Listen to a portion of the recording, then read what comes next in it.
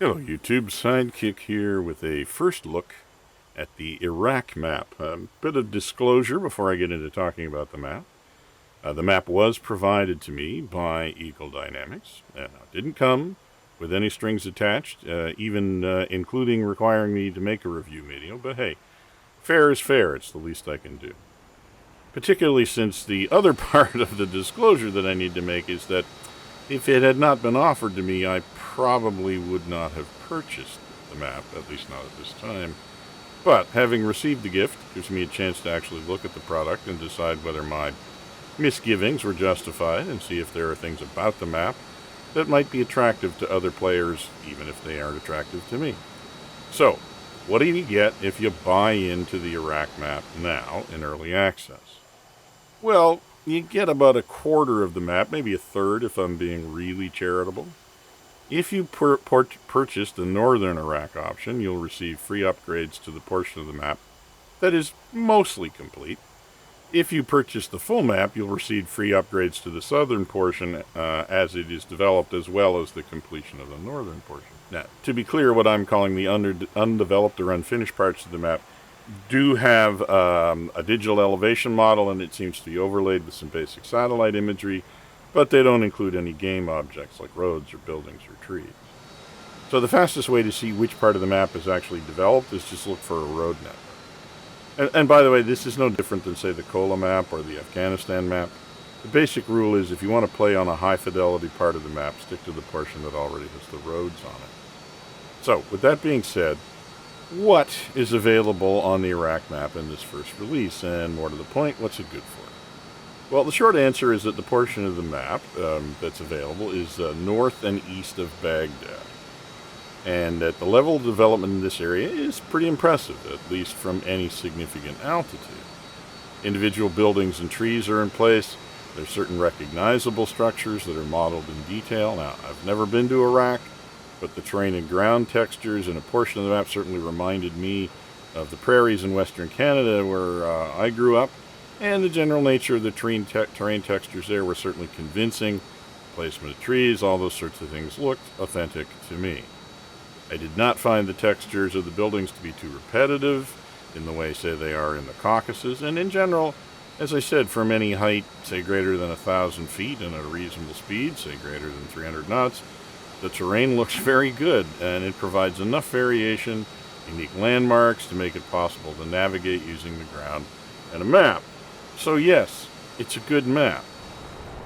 On the other hand, and you knew that part was coming, the map starts to suffer a little as you get closer to the ground, I think. While some of the details are well reproduced, others, not so much. The local street network in town is not well or fully completely modeled, and the textures for in-game features don't really seem to merge with the underlying satellite textures in places, which, when you get really close to certain bits of the map, it feels a bit sort of slapped together.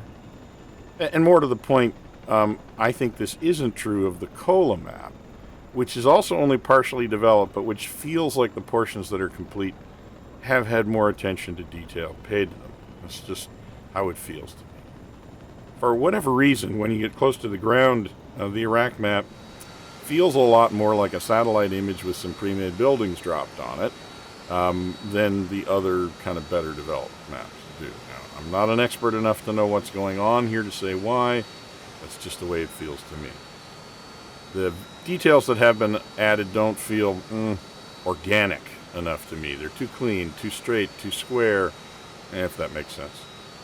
They look a bit like a 3D architect's sketch of what Iraq should look like. But maybe this is something that will improve over time. So for now, the question is, if that is what you were getting, who should be interested in acquiring it? Well, the big hook for the map, that like Eagle Dynamics had broadcast, and which is very true, is that this has been the site of major conflict over the last 2 decades or more. There is a but, though, I think, in that.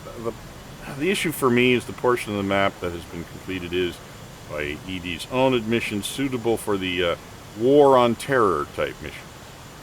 To me, this means asymmetric warfare centered on very, very modern fighters, dropping mostly precision-guided munitions and mostly latest generation PGMs, and against mostly pretty well concealed targets. For what it's worth, the Al Assad Air Base west of Baghdad is one of the largest U.S. installations in Iraq, and it's on the map. And it has been the headquarters of the United States Marine Corps presence in Iraq. From a DCS perspective, it hosted the F-18, including the C models, the AV-8B, and actually, to some extent, UH-1s. So those are the kinds of aircraft, if you wanted to use the aircraft that were actually in theater, doing the missions that they had been doing, that's what you would be modeling on this map. You could also make an argument that there are other places where there would be some serious rotary wing action for Apaches and Kiowas and Chinooks, all playing appropriate and interesting roles. And I think that could be pretty interesting, but it isn't for me because although I own some of the helicopters in DCS, I'm not really any good at flying them. And I guess this sort of mixture of missions and aircraft is really honestly what I wasn't thinking about the Iraq map at this time. In DCS, I'm just really not drawn to modern fighters, and I'm really not drawn to precision-guided munition combat that's conducted at 15,000 feet out of sight of the enemy. I can understand why that style might appeal to players, but it doesn't appeal to me. The rotary wing scenarios are potentially much more interesting, and here's the problem. Those kind of scenarios don't play to the map's strengths because they would be conducted very close to the ground, where I feel the map's limitations start to become more apparent. So, to be fair, those kinds of scenarios do not play to DCS's current strengths either, in that AI ground forces modeling really doesn't lend itself to the complicated small unit actions that you would be expected in supporting the war on terror kind of scenarios.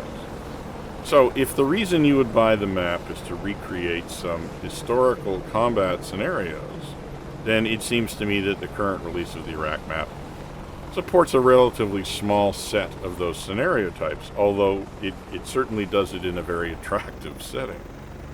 So one possibility that I have not considered, but which might be more interesting, is whether the theater would be appropriate for actions during the Iran-Iraq War of the 1980s, and that involves both things like F-4s and F-14s, so there might be some interesting air-to-air or air-to-ground scenarios in that mixture.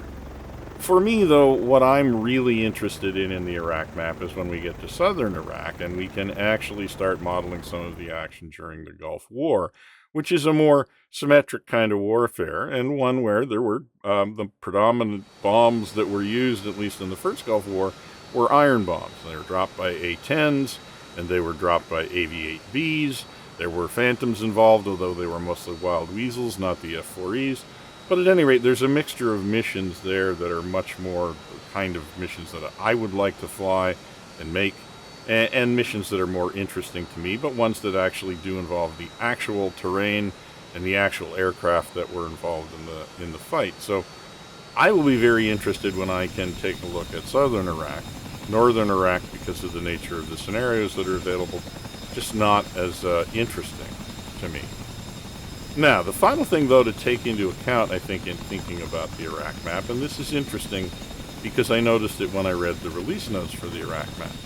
Eagle Dynamics did share, when they released the Iraq map, that they had been doing work on the Afghanistan map, and that work was at least partially in response to early adopters who had given them feedback on the Afghanistan map.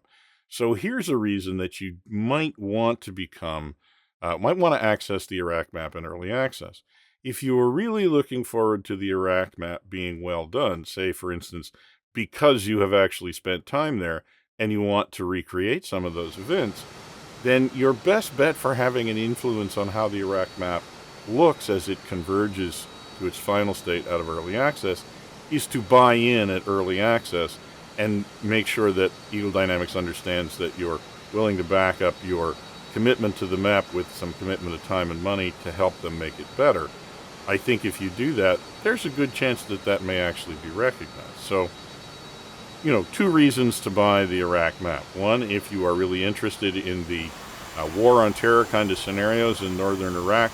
In the actual places involved, it is definitely a great home for that. It may also be a good place to do some rotary wing stuff, again, over the same ground where that sort of thing happens all the time. But the last reason to buy the Iraq map in early access will be if you really care about the Iraq map and you really want it to be everything that it can be by the time it's finished, then buying in now is probably your best bet for having some influence on that outcome. So once again, I would like to thank Eagle Dynamics and 9Line for providing me with the map. I did enjoy getting to know the Iraq map. I learned a few things about it that I would not have known had I not had access to it. For me, though, I stand by my decision. The Iraq map in its current state is probably not something that I would have spent money on to buy at this state, although I certainly would be considering it more carefully as it continues to develop. Thanks for watching, and this will be Sidekick, signing off.